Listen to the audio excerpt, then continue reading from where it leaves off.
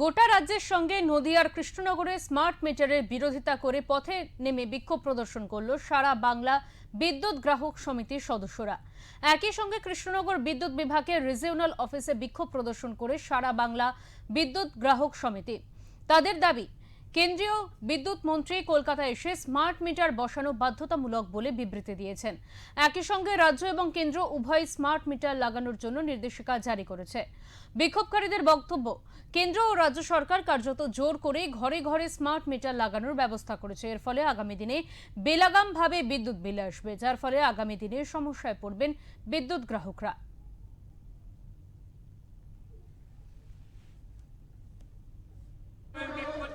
বিদ্যুৎ বিনামূল্যে দিতে হবে, বিনামূল্যে দিতে হবে, স্মার্ট মিটার লাগানো চলবে না। কেন্দ্রীয় বিদ্যুৎ মন্ত্রী সম্প্রতি কলকাতায় এসে বলে গিয়েছেন, জুলাই মাস থেকে রাজ্য জুড়ে প্রিপেইড স্মার্ট মিটার লাগানো হবে। এই প্রিপেইড স্মার্ট মিটার আগে টাকা দাও, তারপরে বিদ্যুৎ পোড়াও, বিদ্যুৎ গ্রাহকদের এতদিনকার অধিকার কেড়ে নিয়ে এই প্রিপেইড স্মার্ট মিটার লাগানো হচ্ছে।